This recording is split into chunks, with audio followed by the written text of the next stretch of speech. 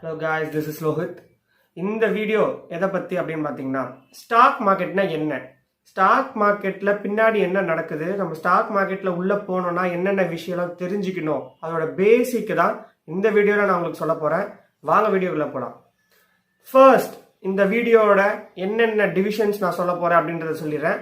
First stock மார்க்கெட்டோட பேசிக்ஸ்னா என்ன அதை மட்டும் ஃபர்ஸ்ட் பார்க்கலாம். அடுத்து நம்ம எதை மூலியமா நம்ம ஸ்டாக்கை பை பண்ணலாம், சேல் பண்ணலாம் அதை பார்க்க போறோம். அப்புறம் எப்படி ஓபன் பண்ணலாம் அப்படின்றத பேசிக்கான ஸ்டெப்ஸை மட்டும் இந்த வீடியோல நான் தெளிவா சொல்ல போறேன்.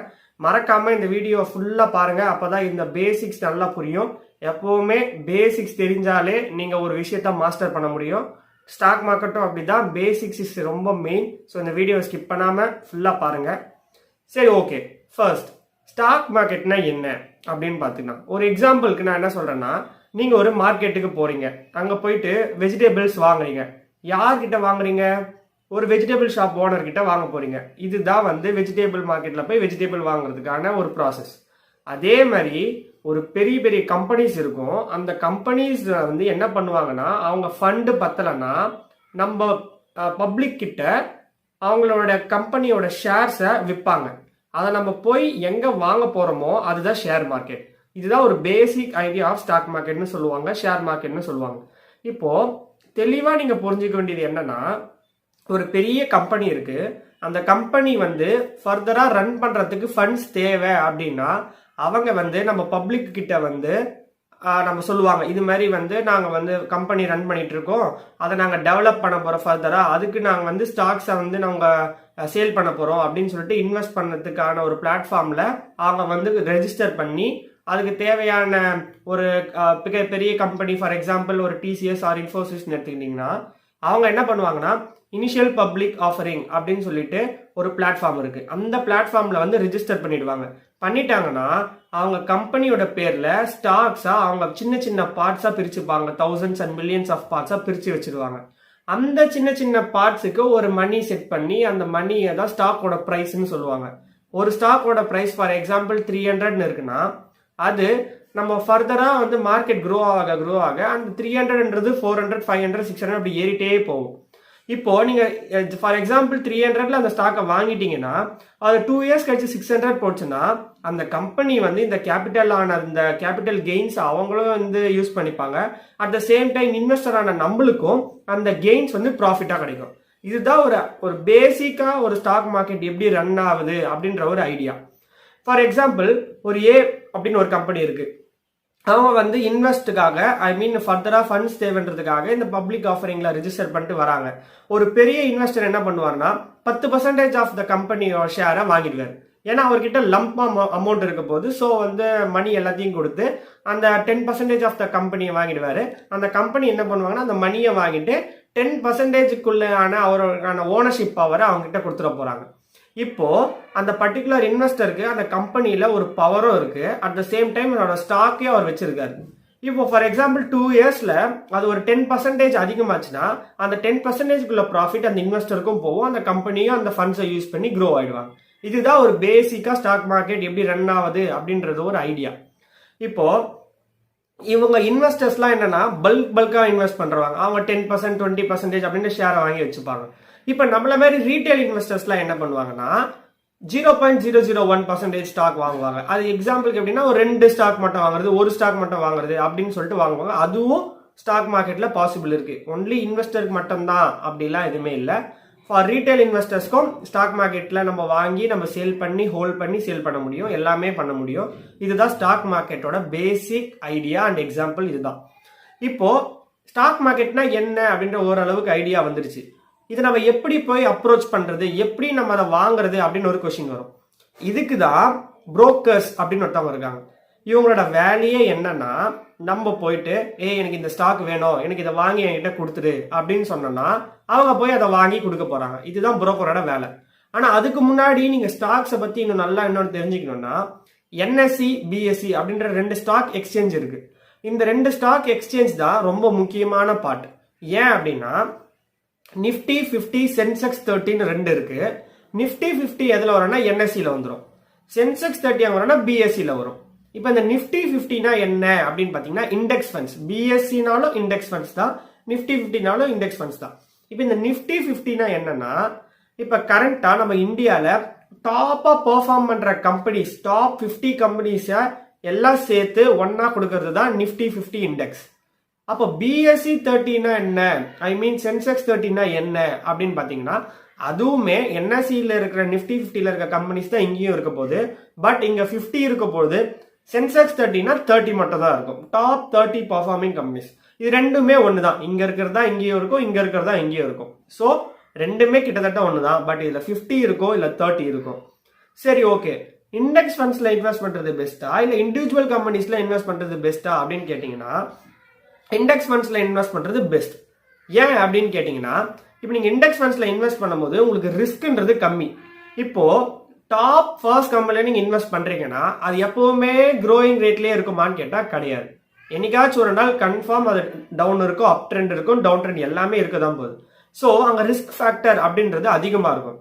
அதுவே நீங்க வந்து டாப் 50 இல்ல டாப் 30 கம்பெனிஸ்ல இன்வெஸ்ட் பண்ணும்போது என்ன ஆகும்னா, உங்க ரிஸ்க் ஃபேக்டர் கம்மி ஆகும். நீங்க போடுற அமௌண்ட் ஸ்பிளிட் ஆகி எல்லா கம்பெனிஸ்க்கும் போக போகுது. ஸோ ஒரு கம்பெனி அப் ட்ரெண்ட்ல போய் இன்னொரு கம்பெனி ரொம்ப டவுன் ட்ரெண்ட் போனா கூட அது பேலன்ஸ் ஆயிடும். ஸோ ரிஸ்க் ஃபேக்டர் அப்படின்றது கம்மி இண்டெக்ஸ் ஃபண்ட்ஸ்ல இன்வெஸ்ட் பண்ணும்போது. இதுவே நீங்க இண்டிவிஜுவலா இன்வெஸ்ட் பண்ணீங்கன்னா அங்க இன்வெஸ்ட் பண்ண அமௌண்ட்டுக்கு ரிஸ்க் அதிகம். ஏன்னா அது அப் ட்ரெண்ட்ல போனா உங்களுக்கு ப்ராஃபிட் ஓகே, பட் டவுன் ட்ரெண்ட்ல போக ஆரம்பிச்சுச்சா அது உங்களுக்கு லாஸ்ல போயிடும். ஸோ இன்வெஸ்ட் பண்ணும்போது இண்டெக்ஸ் ஃபண்ட்ஸ்ல இன்வெஸ்ட் பண்றது இட்ஸ் அ பெஸ்ட் ஐடியா. நீங்க இண்டிவிஜுவலா இன்வெஸ்ட் பண்றீங்கன்னா அதை பத்தி தெளிவா சார்ட்ஸ் படிக்கணும். அது ஃபியூச்சர்ஸ்ல எப்படி தரும், இதுக்கு முன்னாடி பாஸ்ட்ல எவ்வளவு தந்துருக்கு அப்படின்றது எல்லாத்தையும் அனலைஸ் பண்ணீங்கன்னா ஓகே, இண்டிவிஜுவல் ஸ்டாக்ஸ் வச்சுக்கலாம். But it's better to go with index funds. ஏன்னா அதுல ரிஸ்க் ஃபேக்டர் கம்மி. நீங்க கம்மி அமௌண்ட் இன்வெஸ்ட் பண்ணா கூட நீங்க தைரியமா இருக்கலாம், அதிகம் அமௌண்ட் இன்வெஸ்ட் பண்ணா கூட தைரியமா இருக்கலாம். ஸோ நீங்க இண்டெக்ஸ் ஃபண்ட்ஸ்ல இன்வெஸ்ட் பண்ணீங்கன்னா it's a best idea. Okay, index ஃபண்ட்ஸ்ல இது எல்லாமே இருக்கு, எல்லாமே நீங்க தெரிஞ்சுக்கிட்டீங்க. அந்த புரோக்கர்ஸ்னு ஒருத்தவங்க இருக்காங்க, அவங்களோட வேலை என்ன அப்படின்னு பாத்தீங்கன்னா, இப்ப எனக்கு இண்டெக்ஸ் ஃபண்ட்ஸ்ல இன்வெஸ்ட் பண்ணணும்டா அப்படின்னு நான் சொல்றேன்னா, நான் டைரக்டா போய் இண்டெக்ஸ் ஃபண்ட்ஸை வாங்க முடியாது, நிஃப்டி 50 வாங்க முடியாது. அப்ப நான் என்ன பண்ணுவேன்னா, ஒரு புரோக்கர், அவர் தான் மிடில் மேன், அவர் மூலியமா நான் போயிட்டு அந்த ஸ்டாக்ஸை வாங்கி நான் ஹோல்ட் பண்ணிப்பேன். அதுக்கு ஹெல்ப் பண்றவர் தான் இந்த புரோக்கர்ஸ். இப்போ நீங்க டாப் 5 புரோக்கர்ஸ் யார் யாரு அப்படின்னு நீங்க போட்டீங்கனாலே நிறைய வரும். Zerodha, angel one, Upstox, grow எல்லாமே வரும். நான் பர்சனலா யூஸ் பண்றது ஜெரோதா, ஏஞ்சல் ஒன் வச்சிருக்கேன். ஸோ உங்களுக்கு எது பிடிச்சிருக்கோ, உங்களுக்கு எது கம்ஃபர்டபுளா இருக்கோ நீங்க அதை டவுன்லோட் பண்ணி இன்ஸ்டால் பண்ணி யூஸ் பண்ணிக்கலாம். அதுக்கு முன்னாடி இந்த புரோக்கர்ஸோட வேலை இதுதான். நீங்க எப்படி நான் இவரை நம்புறது அப்படின்னா நீங்க கேட்கவே வேணாம். அவங்க எல்லாருமே செபியோட கண்ட்ரோல்ல இருக்காங்க. செபினா என்னன்னா security and exchange board of India. அவங்க ஒரு கவர்மெண்ட் பேஸ்டுன்றதால நாங்க எந்த பயமும் பண்ண வேணாம். ஃபார் எக்ஸாம்பிள், நீங்க பேங்க்ல போய் ஒரு அமௌண்ட்டை போடுறீங்க, அந்த அமௌண்ட் உங்களுக்கே தெரியாம அவங்களால எடுக்க முடியாது. ஸோ அதே மாதிரி தான் இங்கேயும் அந்த புரோக்கர்ஸ் உங்களுக்கு தெரியாம எதுவுமே பண்ண முடியாது. நீங்க சொல்ற வேலையை செய்யறது தான் அந்த புரோக்கருடைய வேலை. இவங்க என்ன பண்ணுவாங்கன்னா, நீங்க சொல்றத செய்ய தான் போறாங்க. வாங்கினா வாங்குவாங்க, இதை ஹோல்ட் பண்ணனா ஹோல்ட் பண்ணுவாங்க, சேல் பண்ணனா சேல் பண்ணுவாங்க. இதுதான் அவங்களோட வேலை. இவங்க அதுக்கு என்ன பண்ணுவாங்கன்னா, ஒரு கம்மியா ஒரு புரோக்கரேஜ் ஃபீஸ் அப்படின்ட்டு வாங்குவாங்க, கமிஷன் மாதிரி வாங்குவாங்க. மற்றபடி எதுவுமே எங்களோட வேலை கிடையாது. நம்ம சொல்ற வேலையை செய்யறது தான் அவங்களோட பியூரான வேலை. நான் பர்சனலா யூஸ் பண்றது ஜெரோதா அண்ட் ஏஞ்சல் ஒன். அதுக்கான டியூட்டோரியல் வீடியோஸ் யூடியூப்ஸ்லேயே நிறைய இருக்கு, நீங்க வேணா பார்த்துக்கோங்க. அதுக்கு முன்னாடி உங்களுக்கு எது பிடிச்சிருக்கோ அதை இன்ஸ்டால் பண்ணி வச்சுக்கோங்க. அது மூலியமா தான் நீங்க வாங்கி சேல் பண்ண போறீங்க. இந்த புரோக்கர் கிட்ட அப்ரோச் பண்ணி டவுன்லோட் பண்ண உடனே ஃபர்ஸ்ட் நீங்க என்ன பண்ணணும்னா, trading and demat accounts open பண்ணணும். இது ரெண்டுமே ரொம்ப முக்கியம். அதை பத்தி என்ன அப்படின்னு நான் சொல்லிடுறேன். ஃபர்ஸ்ட், ட்ரேடிங் அக்கௌண்ட் எதுக்குன்னா, நீங்க ஒரு ஸ்டாக்ஸை வாங்கி ஹோல்ட் பண்ணி சேல் பண்ண போறீங்க. இந்த ஆப்ரேஷனை பண்றதுக்கு, வாங்குறதுக்கு, சேல் பண்றதுக்கு யூஸ் பண்றது தான் ட்ரேடிங் அக்கௌண்ட். அந்த அக்கௌண்ட் வேற எதுக்குமே யூஸ் ஆக போறது இல்லை. பியூரா நீங்க ஸ்டாக்ஸை வாங்கி சேல் பண்றதுக்கோ இல்லை இண்டெக்ஸ் ஃபண்ட்ஸ்ல இன்வெஸ்ட் பண்றதுக்கோ மட்டும் தான் யூஸ் பண்ண போறீங்க. டிமேட் அக்கௌண்ட் அப்படின்னா என்னன்னா, டிமெட்டீரியலைஸ்ட் அக்கௌண்ட். ஏன் அது வந்துச்சு அப்படின்னு பார்த்தீங்கன்னா, கொஞ்ச நாளுக்கு முன்னாடிலாம் என்ன வந்துச்சுன்னா, ஃபர்ஸ்ட்லாம் நீங்க ஒரு ஸ்டாக்ஸை வாங்குறீங்க அப்படின்னா உங்களுக்கு பேப்பர் ஃபார்மேட்ல அந்த டாக்குமெண்ட்ஸ் வந்துடும். இதுதான் ஃபர்ஸ்ட் இருந்தது. ஆனா இப்ப அதை ஓவர் கம் பண்றதுக்காக தான் டிமெட்டீரியலைஸ்ட் அக்கௌண்ட், டிமேட் அக்கௌண்ட் அப்படின்னு ஒண்ணு எடுத்துட்டு வந்தாங்க. அது மூலியமா என்ன ஆகுனா, டிஜிட்டலா உங்க ஸ்டாக்ஸ் வாங்கினீங்கன்னா, இப்ப லோகித் நான் இந்த ஸ்டாக்ஸ் பர்டிகுலர் ஸ்டாக்ஸ் வாங்கியிருக்கேன் அப்படின்னா எனக்கு டிமெட்டீரியலைஸ்ட் அக்கௌண்ட்ல போயிட்டு அந்த இன்ஃபர்மேஷன் எல்லாம் டாக்குமெண்ட் ஃபார்மேட்டா சேவ் ஆயிடும். அதுவும் டிஜிட்டல் ஃபார்மேட்ல. அதுதான் டிமேட் அக்கௌண்டோட வேலை. நீங்க ட்ரேடிங் அக்கௌண்ட் மூலியமா ஸ்டாக்ஸை வாங்கி டிமேட் அக்கௌண்ட்ல சேவ் பண்ணிப்பீங்க, ஹோல்ட் பண்ணிப்பீங்க. சேல் பண்ணும்போது ட்ரேடிங் அக்கௌண்ட் மூலியமா டிமேட் அக்கௌண்ட் ஆக்சஸ் பண்ணி அதை சேல் பண்ண போறீங்க. அதோட ஒர்க் எல்லாத்தையும் பாத்துக்கிறது புரோக்கர். இதுதான் ஓவராலா ஸ்டாக்ஸை வாங்கி விற்கிறது, ஹோல்ட் பண்றது எல்லாத்துலயும் நடக்கிற ஒரு மெயினான வேலை. இதுதான் ட்ரேடர் புரோக்கர் பண்ற வேலை.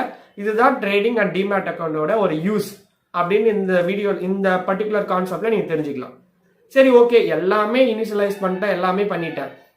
அதை எப்படி ஆக்டிவேட் பண்றது அப்படின்னா, நீங்க எந்த புரோக்கரை நீங்க டவுன்லோட் பண்றீங்களோ, for example Zerodha, angel one, ஏதாச்சும் இருந்தாலும் அந்த பர்டிகுலர் ஸ்டெப்ஸ் ஒரு 7 ஸ்டெப் 8 ஸ்டெப் ப்ராசஸ் இருக்கும். அது எல்லாத்தையும் நீங்க ஓவர் கம் பண்ணி ஃபில் பண்ணி அதை முடிச்சிட்டிங்கன்னா வித்தின் 1 or 2 டேஸ்ல உங்களுக்கு லாகின் கிரெடென்ஷியல்ஸ் வந்துடும். அது மூலயமா நீங்க வந்து ஆக்சஸ் பண்ணிக்கலாம். உள்ள போயிட்டு நீங்க வந்து எல்லாத்தையும் ரிசர்ச் பண்ணிக்கலாம், ஸ்டாக்ஸ் பத்தி பார்க்கலாம், எல்லாமே பார்த்துக்கலாம். அதுக்கு முன்னாடி நீங்க என்ன பண்ணோம்னா, உங்களுக்கு பேன் கார்டு, உங்களுக்கு 18+ ஆயிடுச்சா, அது மாதிரி சின்ன சின்ன டீடைல்ஸ்லாம் கேட்கும். அது எல்லாத்தையும் ஃபில் பண்ணிடணும். மெயினா செக்லீஃப், எம்டி செக்லீஃப் நீங்க என்ன பண்ணணும்னா, ஒரு எம்டி லெஃப்ட் எடுத்து ஸ்ட்ரைக் அவுட் பண்ணி அதை அப்லோட் பண்ற மாதிரி இருக்கும். அதை நீங்க நல்லா பார்த்துக்கோங்க. அந்த டுட்டோரியல் வீடியோஸை பார்த்தீங்கன்னா அவங்களே எல்லாமே தெளிவாக உங்களுக்கு எக்ஸ்பிளைன் பண்ணிடுவாங்க. நீங்க இதெல்லாம் வந்து இனிஷியலைஸ் செட்டப் பண்ணிட்டீங்கன்னா ஃபர்தரா நீங்க காயின், இப்போ ஜெரோதா புரோக்கரை நீங்க இன்வெஸ்ட் ஓப்பன் பண்றீங்கன்னா அதுல காயின்னு ஒன்று இருக்கும், கைட்டுன்னு ஒன்று இருக்கும். இந்த கைட் எதுக்கு யூஸ் ஆகும்னா, இண்டிவிஜுவல்ஸா நீங்க ஸ்டாக்ல இன்வெஸ்ட் பண்றீங்கன்னா கைட் யூஸ்ஃபுல்லா இருக்கும் போது, அதுவே நீங்க இண்டெக்ஸ் ஃபண்ட்ஸ்னா போனோம்னா காயின் யூஸ் பண்ண போறீங்க. இந்த காயின்ல நீங்க என்ன பண்ணணும் அப்படின்னு பாத்தீங்கன்னா, எல்லாத்துக்குமே இந்த ஜெரோதான் எடுத்துக்கிட்டா கைட் காயின் ரெண்டுமே ஒண்ணுதான், ரெண்டுத்துக்குமே ஒரே லாகின் கிரெடென்ஷியல்ஸ் தான் வரப்போகுது. So no problem. இது நீங்க ஏஞ்சல் ஒன் இன்வெஸ்ட் பண்றீங்கன்னா அதுல எல்லாமே வந்துடும், இண்டெக்ஸ் ஃபண்ட்ஸ் வந்துடும், ஸ்டாக் வந்துடும், எல்லாமே வந்துடும். அண்ட் நீங்க எது உங்களுக்கு பிடிச்சிருக்கோ அதை நீங்க டவுன்லோட் பண்ணி யூஸ் பண்ணிக்கோங்க. அதுக்கு முன்னாடி நான் சொன்னது எல்லாமே ஞாபகம் இருக்கட்டும். இண்டெக்ஸ் ஃபண்ட்ஸ்ல இன்வெஸ்ட் பண்ணும்போது உங்களுக்கு அந்த ரேட்ஸ்ன்றது கம்மி, பட் அதுவே இண்டிவிஜுவல் ஸ்டாக்ஸ்ல நீங்க இன்வெஸ்ட் பண்ணும்போது அதுல ரிஸ்க் அதிகம். ஸோ நீங்க ரிசர்ச் பண்ண வேண்டியதா இருக்கும், அதை பத்தி நல்லா தெளிவா படிச்சுட்டு இன்வெஸ்ட் பண்ற மாதிரி இருக்கும். இதுதான் ஒரு ஸ்டாக் மார்க்கெட்னா என்ன அப்படின்ற ஒரு எல்லா பேசிக்ஸையும் நான் சொல்லிட்டேன் இந்த வீடியோல. ஃபர்தரா ஒரு 1 by 1 இதுக்கப்புறம் என்னென்ன பண்ணணும் அப்படின்றத நான் ஃபர்தரா வரப்போற வீடியோஸ்ல சொல்ல போறேன். அதுக்கு மறக்காம என் சேனலை ஃபாலோ பண்ணிக்கோங்க, சப்ஸ்கிரைப் பண்ணிக்கோங்க. வீடியோ பிடிச்சிருந்தா லைக் பண்ணிக்கோங்க, உங்க ஃப்ரெண்ட்ஸ்க்கு எல்லாருக்கும் ஷேர் பண்ணுங்க. ஸ்டாக் மார்க்கெட் ஃபியூச்சர்ல ஒரு நல்ல ரிட்டர்ன்ஸை கொடுக்க போகுது. ஸோ நீங்க எல்லாத்துலயும் வேஸ்டா சேல் பண்ற மணியை சேவ் பண்ணி நீங்க இன்வெஸ்ட் பண்ணும்போது அது ஒரு குறிப்பிட்ட நாளுக்கு அப்புறம் அது 100% யூஸ்ஃபுல்லா வரப்போகுது. ஸோ நல்லா நோட் பண்ணி வச்சுக்கோங்க. ஸ்டாக் மார்க்கெட் ஃபியூச்சர்ல நல்ல ஒரு சான்ஸ், நல்ல ஒரு மணி ஏர்ன் பண்ணக்கூடிய பிளாட்ஃபார்மா மாறப்போகுது. அது ஒரு கேம்பிளிங் எத்தனை பேர் சொன்னாலும் அதை தெளிவா படிச்சுட்டு போனீங்கன்னா it's a very good platform to earn money. So இந்த வீடியோ மறக்காம லைக் பண்ணிக்கோங்க, உங்க ஃப்ரெண்ட்ஸ் அண்ட் ஃபேமிலிஸ்க்கு ஷேர் பண்ணிக்கோங்க. அடுத்த வீடியோல உங்களை பார்க்குறேன். until then, bye.